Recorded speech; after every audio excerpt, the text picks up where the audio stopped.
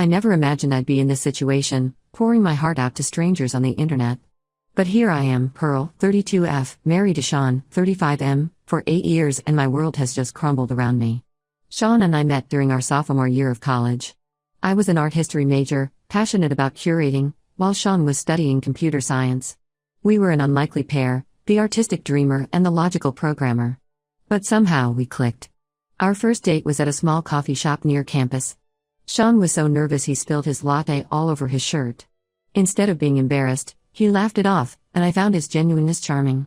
We dated throughout college, supporting each other through late-night study sessions and stressful exams. Sean was there for me when my dad had a heart attack during our junior year. He drove me to the hospital in the middle of the night and held my hand as we waited for news. Thankfully, my dad recovered, but that experience brought Sean and me closer. After graduation, Sean landed a job at a promising tech startup.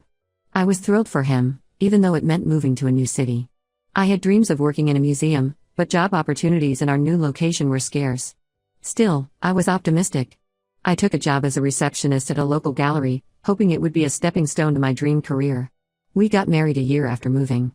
It was a small ceremony in my parents' backyard, with fairy lights strung up in the trees and our closest friends and family around us. Sean's vows made me cry. He promised to always support my dreams the way I supported his. I thought we were embarking on a beautiful journey together. The first few years of marriage were good. Sean's career was taking off, and I was making connections in the art world. But slowly, things began to change. Sean started working longer hours, often coming home well past midnight. At first, I understood. The startup was growing, and Sean was passionate about his work. But as months turned into years, I started to feel lonely. I tried to talk to Sean about it, but he always brushed it off, saying it was just a busy period and things would calm down soon. They never did. 3 years into our marriage, I got an incredible opportunity. The Museum of Modern Art in New York offered me an assistant curator position. It was my dream job, everything I had worked for. But when I told Sean, his reaction was lukewarm at best. New York? But my company is here. My career is just taking off. We can't move now, he said. I was stunned. What about my career? What about the promises he made? After days of discussion, I made the heartbreaking decision to turn down the job. Sean promised he'd make it up to me, that we'd find a way for me to pursue my dreams locally. But that never happened. Instead, I found myself taking on more and more responsibility at home. I managed our finances, took care of the house, planned our social life. Sean was always too busy with work. I felt like I was losing myself, becoming nothing more than Sean's wife, the woman who kept his life running smoothly while he pursued his ambitions. I tried to rekindle the spark in our marriage. I planned date nights, weekend getaways, even a second honeymoon. But Sean was always distracted, always checking his phone or talking about work. I felt invisible. Last year, on our wedding anniversary, I had planned a special dinner. I spent the day cooking Sean's favorite meals, bought a new dress, even arranged for a string quartet to play in our backyard. But Sean didn't come home until midnight. He had forgotten completely. When I confronted him, he muttered a half-hearted apology and went straight to bed. That's when I started to suspect he might be cheating. The signs were all there: secret phone calls, unexplained expenses, sudden business trips. Once, I found a woman's earring in his car. When I asked about it, he claimed it must have fallen off a colleague during a work carpool. I wanted to believe him, but doubt had taken root. I spent months in agony, torn between my suspicions and my desire to trust my husband. I lost weight, couldn't sleep, and my friends started to worry about me. But I didn't want to voice my fears, didn't want to make them real. 3 months ago, I finally got the proof I didn't want. Sean left his laptop open, and a message popped up from someone named Donna. Curiosity got the better of me, and I clicked on it. What I saw shattered my world. The messages between Sean and Donna, 28F, were clearly not work-related. They were intimate, loving, filled with inside jokes and plans for the future. My husband, the man I had given up everything for, had been having an affair with his co-worker for over a year. I confronted Sean that evening. At first, he tried to deny it, claiming Donna was just a friend. But when I showed him the messages, he broke down. He admitted to the affair and said he'd been unhappy in our marriage for a long time. His words cut deep. "You're boring, Pearl," he said. "You gave up on your dreams. Donna is ambitious, she challenges me. She understands me in a way you never have." I was devastated. All those years of support and sacrifice, and this is how he repaid me? I told Sean to leave, and he did, without much protest. He's been staying with Donna since then. Now, here's where things get complicated. 2 weeks after Sean left, I discovered I was pregnant. We had been trying for a baby for the past year, and it finally happened at the worst possible time. I haven't told Sean yet. I'm not sure if I want to.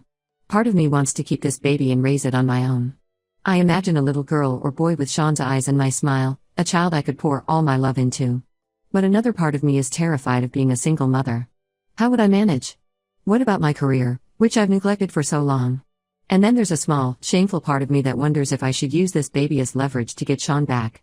Maybe if he knew I was pregnant, he'd realize what he's throwing away. Maybe we could be a family after all. I know that last thought is wrong. Sean has shown me who he really is, a selfish man who discarded our marriage vows without a second thought. But I'm so confused and hurt. I've devoted my entire adult life to this man, and now I'm left with nothing. No career, no husband, and possibly a baby on the way. I'm not sure what to do next. Should I tell Sean about the pregnancy? Should I try to work things out for the sake of the baby? Or should I cut all ties and start over on my own? I feel lost and alone.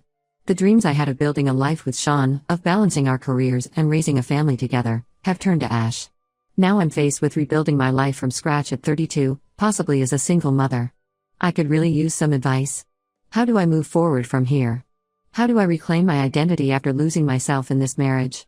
And most importantly, what's the right thing to do about this baby? Update 1, it's been 2 months since my last post, and I want to thank everyone for their support and advice. Your words have been a lifeline during this difficult time. After much soul-searching, I decided to tell Sean about the pregnancy. Regardless of our relationship status, I felt he had a right to know. I invited him over to talk, steeling myself for his reaction. When I broke the news, Sean's response caught me off guard. He burst into tears, something I hadn't seen him do since his mother passed away 5 years ago. Between sobs, he confessed that he had made a terrible mistake. He said he missed me terribly and that his relationship with Donna had already fallen apart. I realized she wasn't what I truly wanted, he said. I was chasing some illusion of excitement, but all I really want is you, Pearl. You're my home. He begged for another chance, promising to be a better husband and father. He talked about couples counseling, about cutting back his hours at work, about helping me pursue my career goals. It was everything I had wanted to hear for years. I'd be lying if I said I wasn't tempted. For a moment, I could see it, us reconciling, raising our child together, finally being the partners we had promised to be on our wedding day. But then I remembered all the pain and betrayal. The years of neglect. The cruel words he had said when I confronted him about the affair. And I knew I couldn't just forgive and forget. I told Sean I needed time to think. He respected that and left, but he's been calling and texting constantly since then, asking about the baby and trying to make amends. It's overwhelming, to say the least. In the meantime, I've been focusing on myself. I started seeing a career counselor to explore my options. It's been eye-opening to realize how much of myself I lost in this marriage. I'm rediscovering my passion for art and curating. I've even started volunteering at a local museum, cataloging their new acquisitions. It's not a paid position, but it's reigniting my love for the field and helping me build my resume. I've also been reconnecting with old friends and family. My sister, Lisa, 29F, has been my rock through all of this. She was the one who held me as I cried after discovering Sean's affair, and she's been by my side for every doctor's appointment. She even offered to let me stay with her if I needed a change of scenery. Speaking of doctor's appointments, I'm now 18 weeks along. I had my first ultrasound and everything looks healthy. Hearing the baby's heartbeat for the first time was an indescribable experience. In that moment, all the confusion and pain faded away, and I felt a fierce love for this little life growing inside me. Sean has been asking to accompany me to these appointments, but I'm not sure if I'm ready for that level of involvement from him yet. Part of me worries that if I let him back in, even just for the baby's sake, I might be tempted to forgive him completely. And I'm not sure that's the right thing to do. I'm still undecided about our future. On one hand, I want my child to have both parents in their life. I grew up in a loving two-parent household, and I always imagined providing the same for my children. But on the other hand, I'm not sure I can ever trust Sean again. The thought of him potentially cheating again, especially when we have a child, terrifies me. I've been doing a lot of reading about co-parenting and single motherhood. It's daunting, but also empowering to know that many women have walked this path before me and thrived. I've joined a support group for expectant single mothers, and their stories of resilience give me hope. Financially, things are tight. I'm still living in our marital home, but I know I'll need to find a more affordable place soon. Sean has offered financial support, but I'm wary of becoming dependent on him again. I'm looking into part-time work options that I can balance with my pregnancy and eventual childcare needs. My parents have been supportive, if a bit disappointed in Sean. They've offered to help out however they can, but they live several hours away. My mom has already started knitting baby blankets and booties. Their excitement about becoming grandparents, despite the circumstances, is heartwarming. For now, I'm taking things one day at a time. I'm focusing on my health, my career prospects, and preparing for the baby. I've started a journal, writing letters to my unborn child. It's therapeutic and helps me focus on the future rather than dwelling on the past. I know I have a long road ahead, but I'm determined to make the best decisions for myself and my baby. I'm not rushing into any decisions about Sean. I need to be sure that whatever choice I make is because it's what I truly want, not because I'm afraid of being alone or because I'm clinging to the past. Thank you all again for your support. Your stories and advice have given me strength during this difficult time. I'll update again when I have more news. Update 2. It's been 4 months since my last update, and my life has taken some unexpected turns. I'm now 34 weeks pregnant, and a lot has changed. First, the biggest news, Sean and I are officially divorced. After much soul-searching and several conversations with Sean, I realized that I couldn't move past his betrayal. The trust was irreparably broken, and I knew I deserved better. The decision wasn't easy. There were moments when I was tempted to give our marriage another chance, especially with the baby on the way. But every time I considered it, I remembered the years of neglect, the lies, and the pain of his affair. I realized that staying together for the sake of the baby would only lead to more hurt in the long run. The divorce process was surprisingly amicable. Sean seemed genuinely remorseful and didn't contest anything. He agreed to a fair division of assets and even offered additional support for the baby. We worked out a co-parenting plan with the help of a mediator. It wasn't the future I had imagined, but it felt like the healthiest option for everyone involved. On the career front, I have some exciting news. Remember that job opportunity at the Museum of Modern Art that I turned down years ago? Well, I reached out to them on a whim, explaining my situation and asking if they had any openings. To my surprise, they remembered me and were impressed by my volunteer work at the local museum. They offered me a position as an assistant curator, starting 3 months after my due date. It's a dream come true, even if it's coming later than I had originally planned. The job is in New York, which means a big move. At first, I was hesitant about raising a baby in the city, but the more I thought about it, the more it felt right. It's a chance for a fresh start for both me and the baby. My sister Lisa has been an absolute angel through all of this. When I told her about the job offer and my concerns about managing in a new city with a newborn, she offered to move with me. She's a freelance graphic designer, so her work is portable. She'll be living with me for the first 6 months to help out with the baby. I'm incredibly grateful for her support. As for Sean, we've established clear boundaries. He'll have visitation rights and will be involved in major decisions regarding the baby, but our interaction will be limited to co-parenting. He was upset about the move at first, but eventually understood that this was a crucial opportunity for me. We've worked out a schedule for his visits to New York and regular video calls.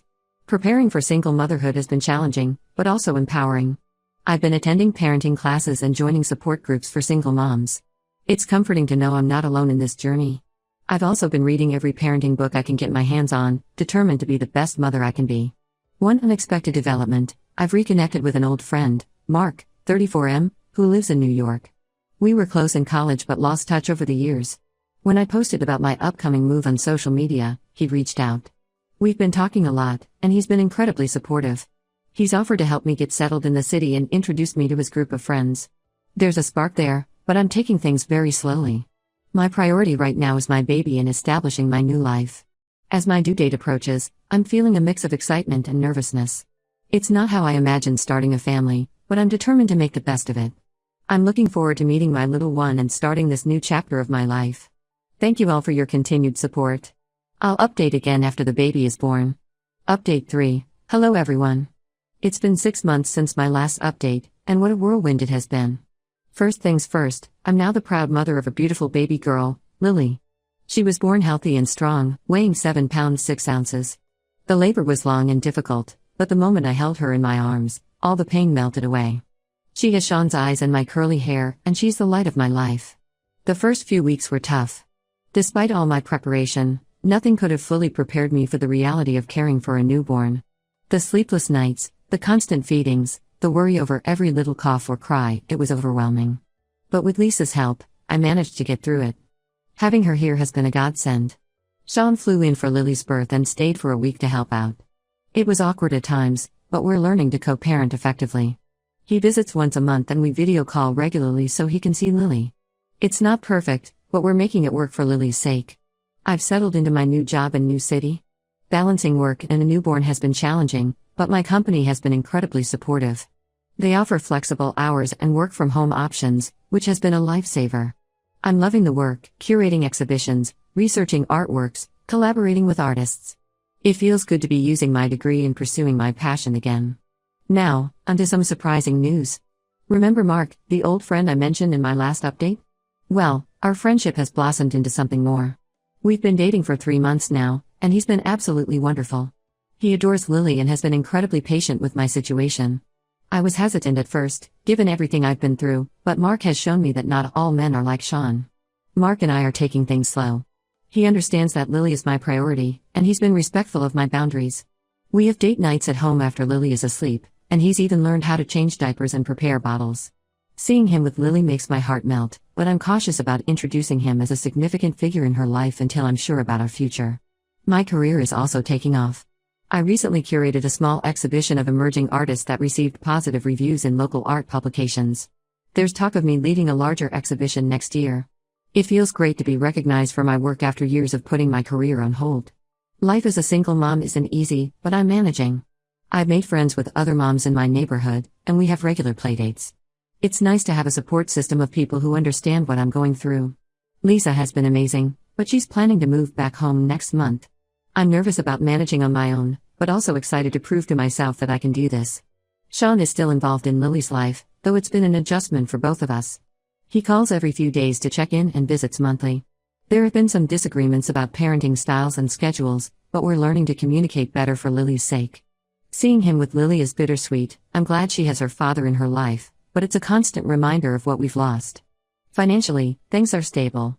The job at the museum pays well, and Sean has been consistent with child support. I'm even starting to put aside some savings for Lily's future. Looking back on the past year, I can hardly believe how much has changed. There were moments when I thought I'd never get through it, but here I am, stronger than ever. I have a beautiful daughter, a promising career, and a chance at love again. Some days are still hard. I miss the simplicity of my old life, the dream of a perfect family that I once had. But then I look at Lily, or walk through a gallery at work, or spend an evening laughing with Mark, and I know that this new life, complicated as it is beautiful in its own way. To anyone going through a similar situation, it gets better. It's not easy, and there will be tough days, but you're stronger than you know. Don't be afraid to lean on your support system and to put yourself first. You deserve happiness and love, even if it comes in a different package than you expected. Thank you all for being part of my journey. Your support and advice have been invaluable. This will be my final update. I'm closing this chapter of my life and looking forward to what the future holds.